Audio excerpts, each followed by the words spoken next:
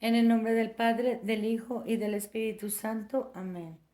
Ave María Purísima, sin pecado concebida. Espíritu Santo, fuente de toda luz, ilumínanos. Oh Señor Dios de los ejércitos, restáuranos. Haz resplandecer tu rostro sobre nosotros y seremos salvos. Muy queridos hermanos, ahora vamos a dar lectura muy pertinente de las cartas del que se encargó de elaborar la nueva misa, de la que habla María Julia Geni en sus profecías. Este señor se llamaba Aníbal Bugnini y pronto, más pronto que tarde, como todo lo que sucede contra la iglesia, Dios dio a conocer unas cartas que este susodicho individuo olvidó con su portafolio en el Vaticano. Este artículo lo estamos tomando de la revista Chiesa Viva, número 528 de julio-agosto 2019, y es escrita por el doctor Franco Adesa. En el artículo, una reforma litúrgica para la destrucción del santo sacrificio de la misa, Instrucción Católica 20 de abril de 2018, leemos: Aníbal Bugnini, registrado bajo el nombre codificado Buan 365 diagonal 75 de la logia masónica a la que pertenecía, sin lugar a dudas, ha sido el más grande prestidigitador de todos los tiempos. Mediante el engaño, sin que nadie se diera cuenta, excepto los macilentos y bien informados perros mudos, y a la vista de todos, trabajó activamente en la reforma litúrgica bajo la guía de Giovanni Battista Montini, Pablo VI, y con la manipulación del ofertorio que precede a la consagración, transformó la Santa Misa Católica en un rito rosacruciano. Antes de proseguir con el artículo, para comprender mejor la personalidad, las actitudes, los vínculos y los tenebrosos secretos de este gran prestidigitador, publicamos la carta de asignación que le fue enviada en 1964 por el Consejo de Hermanos al hermano Buan, Monseñor Aníbal Bugnini, y a otras 4 cartas que Monseñor Bugnini escribió al Gran Maestro en el periodo 1964-1973, para tenerlo informado de su actividad litúrgica tendiente a la descristianización y a la desacralización de la misa y del pueblo cristiano. Estas cartas, dice Franco Adesa, me fueron entregadas años atrás por don Luigi Villa, con la esperanza de que un día pudieran arrojar un poco de luz sobre ciertas creatividades en el campo litúrgico. Comenzamos con la lectura de las cartas. Carta del 14 de julio de 1964. Querido Juan, te comunicamos la tarea que el Consejo de Hermanos ha establecido para ti, de acuerdo con el Gran Maestro y los príncipes asistentes al trono, y te obligamos, primero, a hacer tuyo el programa de Roca. Ya hemos leído a Roca en este canal, pero lo volveremos a leer puntualmente para que queden todos estos datos unidos. A hacer tuyo el programa de Roca, ex sacerdote. Habrá que llegar a una nueva religión, dogma nuevo, rito nuevo, sacerdocio nuevo, mediante la naturalización de la encarnación. Segundo, a una subversión de la autoridad. Las autoridades de la Iglesia deben permanecer, pero limitarse a aprobar las decisiones de la base. A difundir la descristianización mediante la confusión de los ritos y las lenguas, y poner a sacerdotes, obispos y cardenales unos contra otros. La Babel lingüística y ritual será nuestra victoria, así como la unidad lingüística y ritual fue la fortaleza de la Iglesia. Cuarto, a elegir los elementos más adecuados y secretos entre el clero e indicárnoslos enseguida para que sean convocados y contratados. Todo esto debe realizarse en el transcurso de una década. Tu estipendio fijo de 500 liras mensuales podrá aumentarse y duplicarse de acuerdo con los éxitos logrados. A viva voz los detalles del conjunto.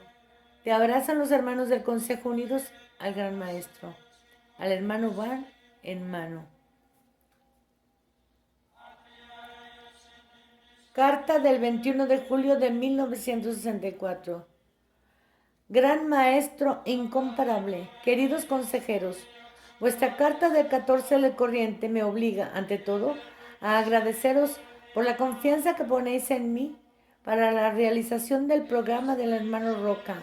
En particular, primero, ya he elegido los colaboradores que os presentaré personalmente y que vosotros contrataréis según sus tareas específicas. Son expertos en las diferentes materias y docentes en varios ateneos pontificios romanos. Segundo, mi tarea será muy fácil y alcanzable en cuanto que tengo un estrecho vínculo con el cardenal Lercaro y el mismo Pablo VI, que me da la máxima confianza en todo, por lo cual nunca sospechará de mis relaciones con vosotros. Haré lo posible para que el sacerdote ilegible devenga ceremoniero pontificio y entonces todo será más ágil. Tercero, la desacralización deberá producirse gradualmente. Por ello os ruego que seáis comprensivos conmigo. Deberán introducirse elementos protestantes y ortodoxos en la liturgia católica con la excusa del ecumenismo. Entonces estará el camino libre para todo. Todo ello requiere tiempo, pero en 10 años lo lograremos. Mientras os repito mi fraterno agradecimiento, os aseguro estar ya trabajando duro y que pronto iré a veros. Os abraza vuestro hermano, firmado Buan, al gran maestro Palazzo Giustiniani, en mano. Carta del 6 de abril de 1967. Gran maestro, caros consejeros, como había prometido, ya está abierto el camino a la desacralización con la publicación oficial de la instrucción sobre la música sacra del 5 de marzo pasado. Como habréis podido constatar, es un documento deliberadamente muy ambiguo y astuto. En efecto, mientras se reafirman principios tradicionales de pasada y para que no se preste mucha atención, me he esforzado en poner de relieve algunos puntos. Primero, la parte preeminente del pueblo. Segundo, la lengua vulgar antes que la lengua oficial. Tercero, el puesto de las mujeres que puedan también formar ellas solas una escola cantorum. Cuarto, los distintos grados de participación por los cuales se descompagina y fracciona el sistema precedente hasta que nadie puede cantar y participar más. Quinto, libertad para los distintos géneros de composición y de instrumentos. Se habría podido hacer más, pero como ya dije personalmente, está la grave dificultad de la Congregación para los Ritos, cuyo secretario es mi acérrimo enemigo, Antonelli. Vosotros deberíais, a través de vuestros hermanos, asistentes al trono, hacer abolir dicha congregación y ponerme a mí en lugar de Antonelli. Pero de esto hablaremos personalmente. Saludos a vuestro hermano. Firmado Buan, al gran maestro Palazzo Giustiniani, en mano. De todo esto vienen copias fotostáticas de estas cartas. Carta del 2 de julio de 1967. Gran maestro incomparable, consejeros ilustres, el proceso de desacralización avanza aceleradamente. Efectivamente, ha salido otra instrucción cuya puesta en práctica comenzó el 29 de junio pasado. Ya podemos cantar victoria porque, primero, la lengua vulgar reina en toda la liturgia, incluso en las partes esenciales. Segundo, las vestiduras sacras se reducen más y más. Tercero, la máxima libertad de elección de los distintos formularios va hasta la creatividad privada y es el caos. Cuarto, abolidas las genuflexiones, los besos, las inclinaciones, ceremonias, prescripciones rituales. En suma, con este documento creo haber sembrado el principio del máximo libertinaje, de acuerdo con vuestras disposiciones. Luché amargamente y tuve que recurrir a todas las astucias para hacerlo aprobar por el Papa contra mis enemigos de la Congregación para los Ritos. Para nuestra fortuna, enseguida encontramos apoyo en los amigos y hermanos de la Universidad Laos, que nos son fieles.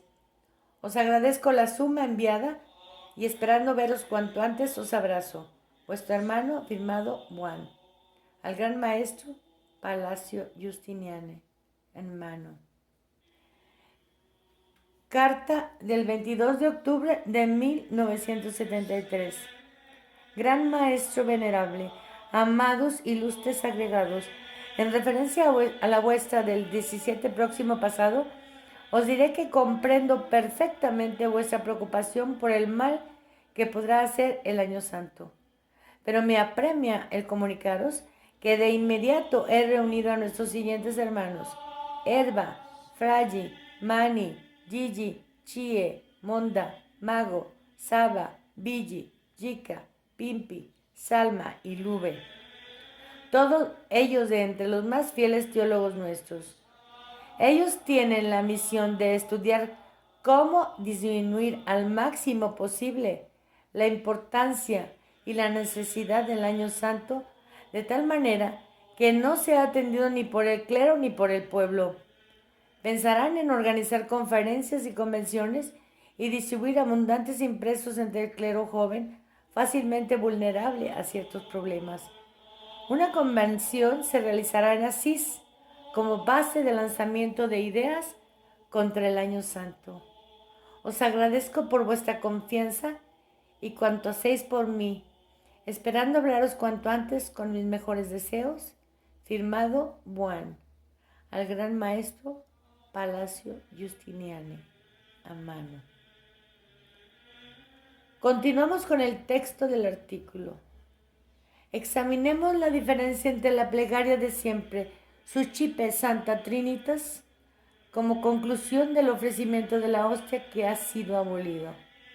Y bendito sea Señor Dios del universo del rito inventado.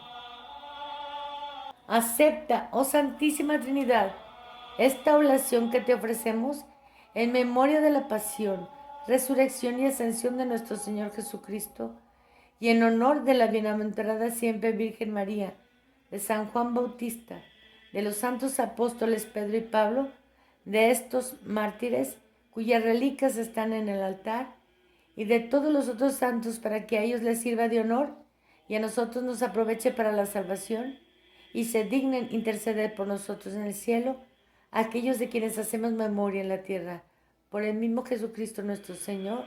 Amén. La oración de la misa inventada, al contrario de lo que acabamos de leer, dice: bendito eres tú, Señor Dios del universo, porque de tu bondad hemos recibido este pan, fruto de la tierra y del trabajo del hombre. Lo presentamos a ti para que se convierta para nosotros en alimento de vida eterna. Bendito seas por siempre, Señor. Bendito eres tú, Señor Dios del universo, porque de tu bondad hemos recibido este vino, fruto de la vid y del trabajo del hombre, y te lo presentamos para que se convierta para nosotros en bebida de salvación. Bendito seas por siempre, Señor. ¿Ninguno se da cuenta de nada? Se extrae el lazo oculto en la manga y voilà, señores, el truco está hecho. He aquí que la oblación de la víctima, pura e inmaculada, infinitamente grata al Padre, es sustituida por los banalísimos frutos de la tierra y del trabajo del hombre. Exactamente lo que Dios aborrece. En Génesis 4:3, en efecto, leemos: Caín ofreció los frutos del suelo en sacrificio al Señor, frutos que no agradaron al Señor de ninguna manera. Pero estos frutos del trabajo del hombre, tan desagradables a Dios que prefería, obviamente, la hostia inmaculada, el cordero sin mancha que le ofrecía Abel, despertando la envidia homicida de Caín, son llevados nada menos que al Señor Dios del universo. En efecto, nos hemos preguntado por qué la Santísima Trinidad expresión católica perfecta y total, fue sustituida por el Dios del universo? ¿Será que esta expresión indica la misma entidad? Bendito eres Dios del universo es una expresión de la cábala judía. Efectivamente, no se dice bendito eres tú Dios creador del universo, que podría ser una referencia explícita a la Santísima Trinidad, sino bendito eres tú, Señor Dios del universo. Es decir, no Dios creador, sino Dios inmanente al universo, alma de la materia.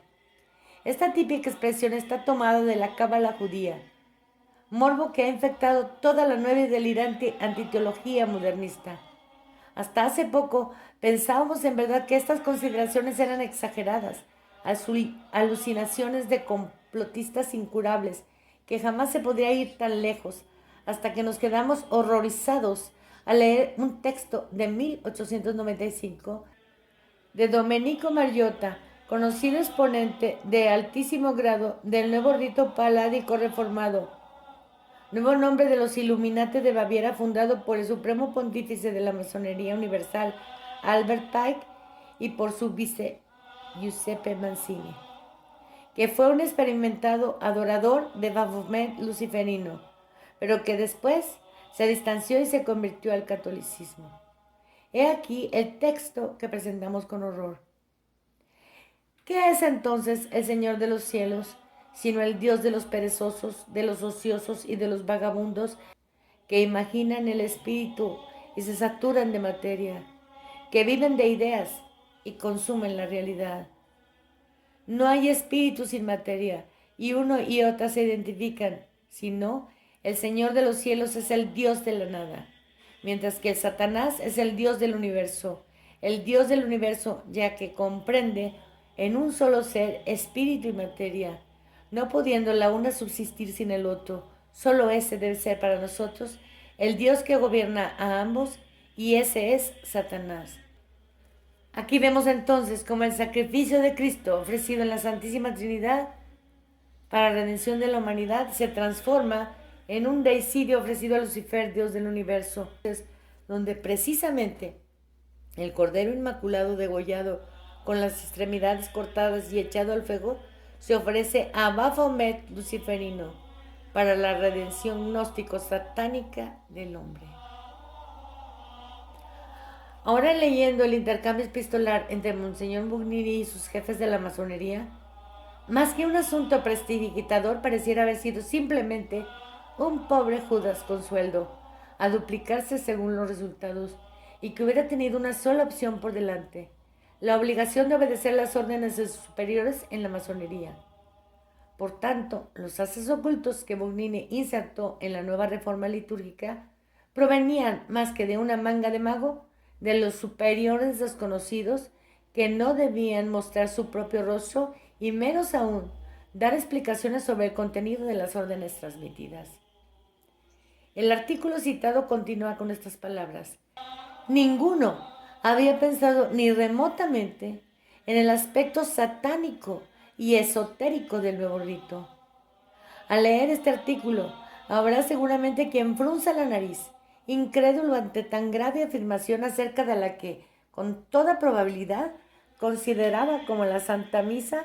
Y bien, la verdad no debe ser silenciada ante la incredulidad general, especialmente si está en juego el bien de las almas inmortales. Más allá del efecto que la expresión Dios del universo pudiera tener sobre la celebración del santo sacrificio de la misa, cuando el sacerdote, ignaro del significado esotérico de las palabras que pronuncia, eleva primero la patena con el pan y luego el cáliz con el vino, a nosotros nos interesa descubrir la proveniencia de esta satánica voluntad de profanar la misa católica y verificar si tal voluntad ha sido, aunque de manera oculta, oficialmente e incluso públicamente exaltada y glorificada, aunque se hubiese llevado a cabo a espaldas de un público ignorante. Si esto se demuestra, entonces la misa de Pablo VI, cubierta de infamia y abominación, debería ser repudiada, sepultada para siempre.